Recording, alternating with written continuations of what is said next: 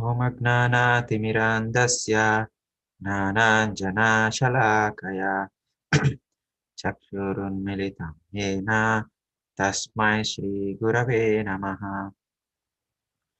Shri Chaitanya Manobhishtam Stapitam Yena Bhutale Swayam Rupa Kada Mahyam Dadati Swapadantikam Vandeham Shri Guru Shri Yuta Padakamalam Shri Gurum Vaishnavamscha Shri Rupam Sagrajatam Sahagana Raghunadanvitam Tam Sajivam Sadvaitam Savadutam Parijana Sahitam Krishna Chaitanya Devam Sri Radha Krishna Padan Sahagana Lalita Sri Vishakhanvitamscha He Krishna Karuna Sindhu Dinabandho Jagatpate Gopesha Gopika Kanta Radha Kanta Namostute Tapta Kanchana Gaurangi Radhe Vrindavaneshwari Vrishabhana Sute Devi Pranamami Hari Priye Vancha Kalpatarubhyascha Kripa Sindhubhya eva cha Patitanam Pavanebhyo Vaishnavebhyo Namo Namaha Jai Sri Krishna Chaitanya Prabhu Nityananda Sri Advaita Gadadhara Sri Vasadi Gaura Bhakta Vrinda Hare Krishna Krishna Krishna Hare Hare Hare Rama Rama Rama Hare Hare Nama Om Vishnu Padaya Krishna Preshtaya Bhutale Srimate Bhakti Vedanta Swami Niti Namine Namaste Saraswati Deve Gauravani Pracharini Nirvisesha Shunyavadi Paschatya Deshatarini. Om Vishnu Padaya Krishna. So we'll read the prayers for Srimad Bhagavatam as well before starting. Narayanam Namaskritya Naram Chaiva Narottamam Devim Saraswatim Vyasam Tato Jayam Mudirayet Susrusho Sraddadhanasya Vasudeva Kataruchi Syan Mahatsevaya Vipra Punyatirtha Nishevana Shunvatam Swakatha Krishna Punyasravana Kirtana Hridayantasto Hiyapadrani Vidunoti Suhrut Satam Nashtaprayeshu Abhadreshu Nityam Bhagavata Sevaya Bhagavati Uttamasloke Bhaktir Bhavati Naistiki Tada Rajastamo Bhava Kamalobhadayaschaye Chetayetairana Viddham Stitham Sattve Prasidhati Evam Prasanna Manaso Bhagavat Bhakti Yogataha Bhagavat Tattva Vijnanam Mukta Sangasya Jayate भिद्यते हृदय क्रन्दिश्चिद्यन्ते सर्वसंशयः क्षीयन्ते चास्य कर्माणि दृष्ट एवात्मनीश्वरे ॐ नमो भगवते वासुदेवाय ॐ नमो भगवते वासुदेवाय ॐ नमो भगवते वासुदेवाय.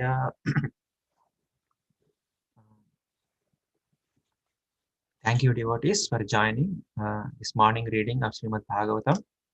Today we are going to read Srimad Bhagavatam, Canto 1, Chapter 12. We'll cover text 8 and 9.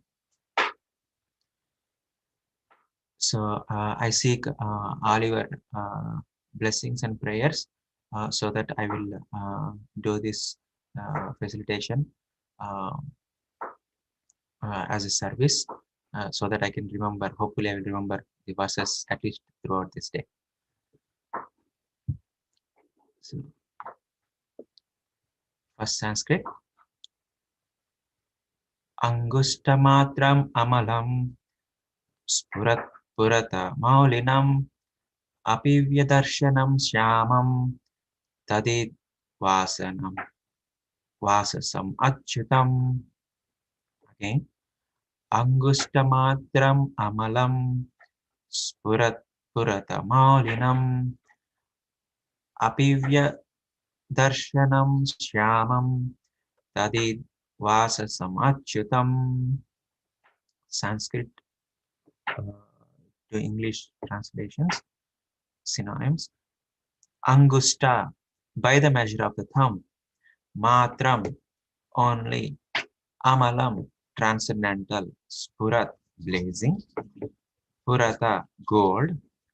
Maulinam, helmet. Apivya, very beautiful. Darshanam, to look at. Syamam, blackish. Tadit, lightning. Vasam, clothing. Achyutam, the infallible, the Lord. Translation. He, the Lord, was only thumb high, but he was all transcendental. He had a very beautiful, blackish, infallible body, and he wore a dress of lightning yellow and a helmet of blazing gold. Thus, he was seen by the child. So, I think Prabhupada covers 8 and 9 in the purport of 9 itself. He combines them. So, we'll go through 9 as well.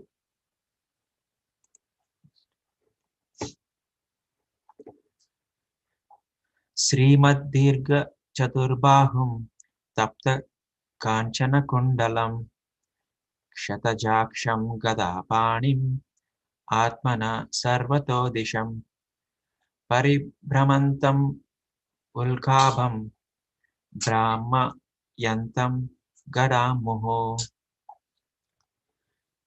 Srimad, enriched.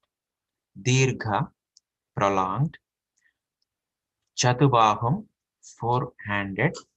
Tapta Kanchana, molten gold. Kundalam, earrings. Kshata Aksham, eyes with the redness of blood. Gadapanin, hand with a club. Atmana, own. Sarvata, all. Disham, around. Paribhramantam, loitering. Vulkabham, like shooting stars. Brahmayantam, encircling. Gadam, the club. Muhu, constantly. Translation. The Lord was enriched with 4 hands, earrings of molten gold, and eyes blood red with fury. As he loitered about, his club constantly encircled him like a shooting star. Purport by His Divine Grace, A.C. Bhaktivedanta Swami Srila Prabhupada ki jai. So, it is said in the Brahma Samhita, chapter 5, that the Supreme Lord Govinda, by his plenary portion, enters into the halo of the universe and distributes himself as Paramatma, or the Super Soul, not only within the heart of every living being, but also within every atom of the material elements. Thus, the Lord is all pervading by his inconceivable potency, and thus he entered the womb of Uttara to save his beloved devotee Maharaj Parikshit. In the Bhagavad Gita 9:31, the Lord assured everyone that his devotees are never to be vanquished. No one can kill a devotee of the Lord because he is protected by the Lord, and no one can save a person whom the Lord desires to kill.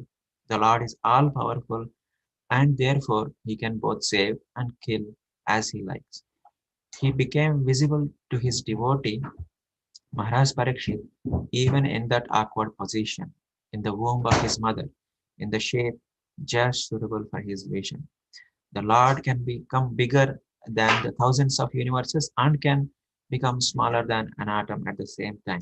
Merciful as he is, he becomes just suitable to the vision of the limited living being. He is unlimited. He is not limited by any measurement of our calculation. He can become bigger than what we can think of, and he can become smaller than what we can conceive. But in all circumstances, he is the same all powerful Lord.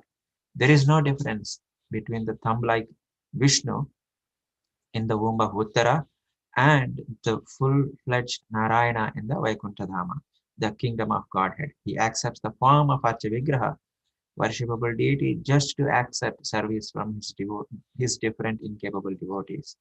By the mercy of Archavigraha, the form of the Lord in material elements, the devotees who are in the material world can easily approach the Lord, although he is not conceivable by the material senses.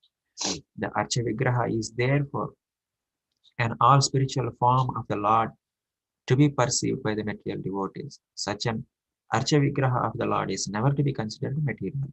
There is no difference between matter and spirit for the Lord, although there is a gulf of difference between the two in the case of conditioned living being. For the Lord, there is nothing but spiritual existence, and similarly, there is nothing except spiritual existence for the pure devotee of the Lord in his intimate relation with the Lord. So this is a very nice purport explaining. Actually, there are many features of the Lord explained here, uh, but whatever appealed to me, whatever I understood, I would share with you. So yesterday, Shatirupa Mataji covered when Uttara asked for help. So the Lord immediately appeared in her womb itself, right? Now, in what form he appeared and how he became visible to the Maharaj Parikshit in the womb itself. So those features are features of the Lord are explained in these two verses 8 and 9. So we'll go over the translation one more just to. So the way he appeared is he, the Lord, was only thumb high. So this is the size of the Lord that he has appeared, and there is a reason uh, he appeared like this because he wants to be visible to the Parikshit Maharaj. Obviously, Parikshit Maharaj is in the womb, but he has developed his consciousness, and so he has taken a form suitable so that a thumb size high probably that small child can see in the womb. So he has perfectly manifested that way. That's the reason. But he was all transcendental. So Prabhupada explains this in his purport. We will go through again in detail. He had a very beautiful, right? And now it's body, blackish, infallible body. So it's describing about the body as a whole. And he wore a dress, lightning yellow, and a helmet of blazing gold. So he has a golden helmet, uh, very colorful, and lightning yellow dress as well. Thus he was seen by the child. So this is how he appeared before the Parikshit Maharaj. As a very small, like a thumb size high, such a beautiful description here, right? So some more close-up views. Here you can see what are the other features the Lord appeared. The Lord was enriched with 4 hands. So this is talking about now which feature of the Lord who has appeared. So usually the Paramatma feature has 4, and Prabhupada confirms that uh, that the Paramatma feature has appeared in the womb. The Lord was enriched with 4 hands, earrings of molten gold. Now it's a little more close up in the face because last verse we have seen the whole body as such. Now close up view of the face, earrings of molten gold, right? And eyes blood red with fury. So because he is angry that his devotee is under difficulty, so he became angry. So he's showing that emotion. So and then as he loitered about, his club constantly encircled him like a shooting star. This is really fascinating to me actually when I was about to think about this description here. As he loitered about, it's as if he is uh, circumambulating around the womb, uh, and at the same time he is moving his whirling his gada, right? He's constantly. So That's a beautiful description, I thought. Uh, his club constantly encircled him like a shooting star. And when he's moving like that, it appeared as if it's a shooting star. Because shooting star, usually we don't find what is we just see only the beginning and the end. Uh, and there is a continuous flow. We don't see a star as a one entity. We see as a flow of star, right? So it has a tail and all. Really, it's um, even though it's one star, but it has a tail because it's moving so fast. We see as if it's continuously moving, right? So I was thinking in the uh, when we don't switch on the fan, uh, it appears that the fan wings we can see individually. But when you switch on the fan, we cannot really distinguish. It appears as if one wing is constantly rotating. So that's how shooting star. When the Lord was rotating his club so fast that it's appeared as if it's a single club protecting the womb of Mother Uttara. So that's, I thought, some beautiful description. Now we will go over some few points from the purport. Uh, First of all, Prabhupada is explaining about the feature of the Lord that manifested in the womb of Mother Uttara. That is the Paramatma feature. And he explains that actually Paramatma feature has expanded or pervading all over the universe, even at the time of the creation. So for him, it's not at all a special thing or a difficult thing to appear from the womb of Mother Uttara. In fact, uh, we can say, okay, if it's Paramatma feature, then which Paramatma has come? Like, is it the Paramatma from the soul of Parikshit Maharaj, or is it Paramatma from the soul of Mother Uttara, or is it Paramatma from other souls which are present nearby? So, but looks like the description is here that it's not that Paramatma has to come from somewhere, because Paramatma is present in every atom as well. It's not only just with the souls, but in every atom. So he can manifest practically from anywhere, just like when Lord Narsinga appeared. So it's not that Lord Narsinga is running from or coming from Vaikuntha planet, and as soon as uh, the demon tried to, Hiranyakashipu tried to break the pillar, he tried to run and try to come somehow fast enough so that he would make it right time, and the pillar broke. It's not like that. Lord was already present in every atom. He can just manifest at the same time. So he doesn't have to travel like we imagine. So that is the idea. It is presented here. So Lord has simply manifested from there. It's not that he has to travel come. And similarly, at the end of this pastime, once he protected, he unmanifests also at the same time. He did not that. It's not that he has gone somewhere, right? And so that's about the all-pervading feature of the Lord. Some details about it, and then uh, another feature is Lord is very uh, kind, and he has emotions, and his emotions are real. In fact, the emotions that we experience are only reflected emotions, like the anger here, which is mentioned here. Uh, the anger in material world in general, uh, it is a perverted reflection. When our desires doesn't met, then we become angry. But for the Lord, the anger is absolute. And when his devotee is under difficulty and if somebody is troubling him, he became angry. That is why with anger, uh, his eyes were shown red, blood red with fury. So he's really angry. But that angry is coming from the kindness and emotions of uh, to express the emotions that he has, affection he has for his devotee Parikshit Maharaj to protect. So that's why he is exhibiting that anger, transcendental anger. And uh, regarding the shape he has just suitable for his vision. See, that's what in the it's explained in the previous verse, that his size, the size he has appeared is a thumbnail, right?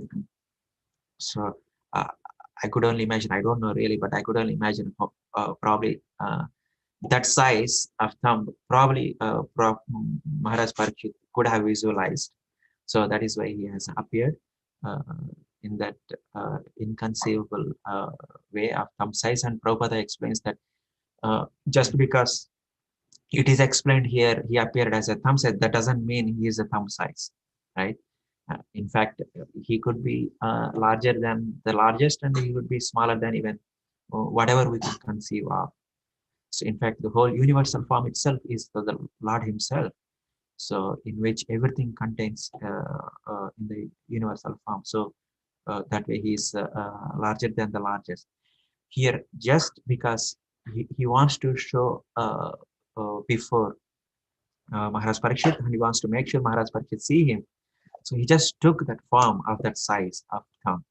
So that's the kindness of the Lord, and in fact, uh, he's specifically merciful as he is. He becomes just suitable to the vision of the limited living entity. In fact, Prabhupada also says almost at the end of the purport that for the same reason, the Lord also accepts the form of Archa Vigraha, right?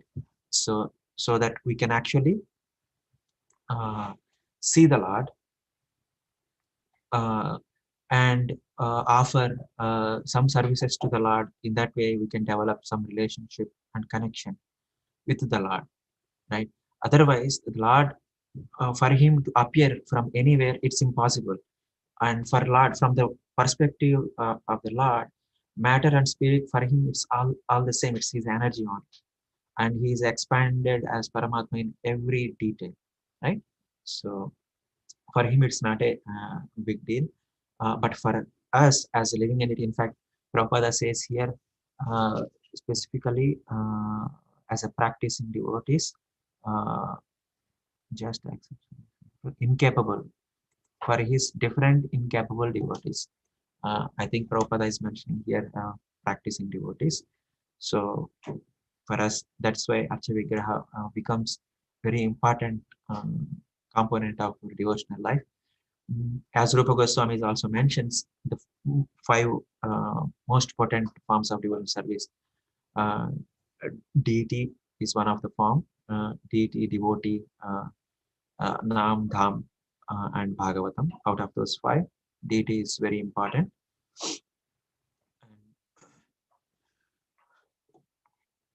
So that's the merciful nature of the Lord, that the Lord takes different forms so that He can easily visible to His devotees and accept service, and He also reciprocates with His devotees like that. And yeah, uh, I forgot to mention one point here. Out of His kindness feature, in the kindness feature, Bhagavad Gita 9:31. So which talks about the Lord Himself is speaking to Arjuna to declare, he quickly becomes righteous and attains lasting peace. O son of Kunti, declare it boldly that my devotee never perishes. So this is Lord's promise that His devotees will never perish. So this is the spirit with which He is actually becoming angry to protect His devotee out of kindness. So that point Prabhupada makes here. That the Lord assured everyone that His devotees are never to be vanquished. And another side point here, when the Bhagavatam mentions about the atom, so the Bhagavatam definition of atom may not be the modern scientific definition of atom, because atom as defined by Bhagavatam is you cannot further break it down. That is the smallest particle. So the Lord is present even in the smallest particle in that sense. Yeah. But whereas in the modern sense, atom is not really the smallest. atom is also made up of subatomic particles. So I think still they are researching it. With that, I will conclude with a summary that today we are learning, we are reading here that the forms and features with which and the mood with which the Lord appeared before Parikshit Maharaj, so that Parikshit Maharaj can see him, and he protected him from the danger of Brahmastra. And the description is so beautiful. The point which really fascinated me was he was practically loitering. Loitering means constantly rotating. That's what I imagine. As he loitered about, and while loitering, he's constantly whirling his club as well, and circling him like a shooting star. So with that, I will stop. And if you have any further points to comment or correct any further discussions, please go ahead, devotees. Hare Krishna.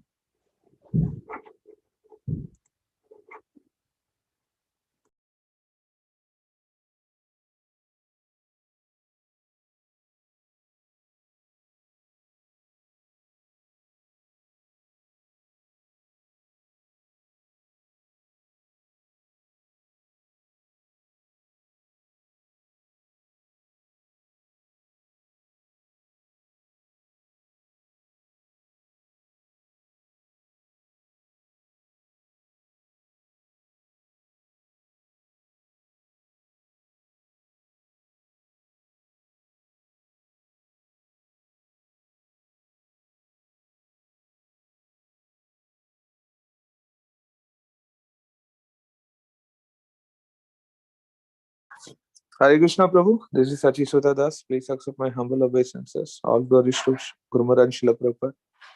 So I have appreciation on the point of Archa Vigraha, which is giving an opportunity for us to worship and build the relationship. You know, the point which you brought it out is so true.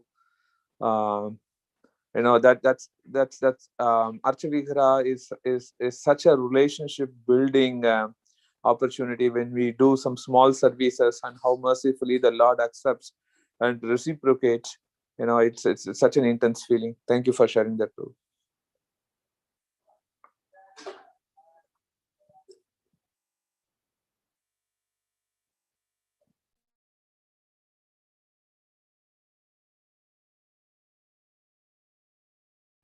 Hare Krishna Prabhu. Thank you so much. It was a nice class. So one point I was just trying to remember about the way the Lord appeared in front of him, right? So like a size of the thumb.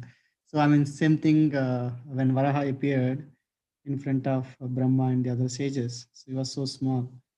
I mean, it doesn't mean that he's. I mean, Prabhupada explained and you mentioned. I mean, it doesn't mean that he is small. I mean, size doesn't matter. Yesterday evening, I was hearing something. So, I mean, the spirit soul is so small but so powerful. I mean, here the Lord is, I mean, of course, I mean, Lord here. He can appear the way he want to appear, but he is still same Lord. Right? It's not going to change. And the other thing, I mean, I think was, I mean, I mean, what you call, visually explained the way how Lord appears. It's not that he's coming from somewhere. he's there, he's there and he appears as and when he wishes or requires. So I mean, it's very not easy to understand, but yeah, we need to, I mean, keep that in mind while praying, because the Lord is there. He's not going to come from somewhere. So he's hearing us. So whenever we are calling, but yeah, he appears only when he wishes. So, thank you.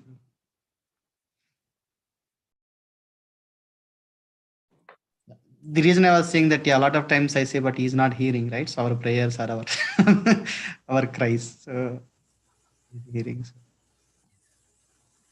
Thank you very much, Prabhu, for sharing your insights and thoughts. Hare Krishna Prabhu. Please Hare accept. Krishna Mataji. Please All accept my humble praises to obeisances. Lord. All glories to Guru Maharaj Srila Prabhupada. Prabhu, that description, and the way you so graphically described, that not only does the Lord say that, tell Arjun that my devotees are not vanquished, but he actually appears and he walked around Parikshit Maharaj with his club. I mean, that's such a graphic visual description. I mean, he was actually, physically protecting. I mean, that's just gives so much in my material, conception. I mean, that just gives such a hopeful this thing that the Lord actually is physically protecting Parikshit Maharaj, and that's what he does for whatever is needed to protect his devotees. Such a wonderful description, Prabhu, and you really graphically brought it out. Thank you so much. Thank you, Mataji, for bringing that point. It was really fascinating when I was studying. So I was only thinking because the Lord must be moving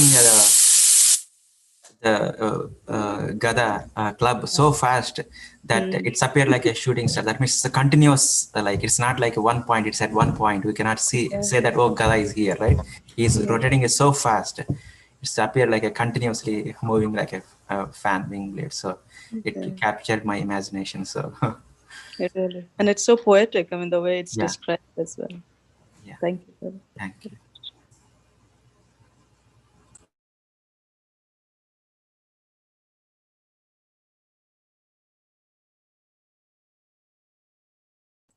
So with that, I think we will conclude the class. Again, thank you very much, devotees. Today is a very auspicious day and giving me this opportunity to read from Srimad Bhagavatam. And I appreciate for that.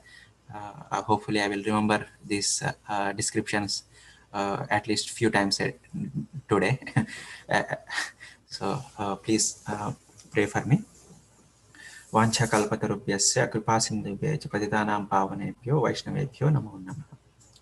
Hare Krishna.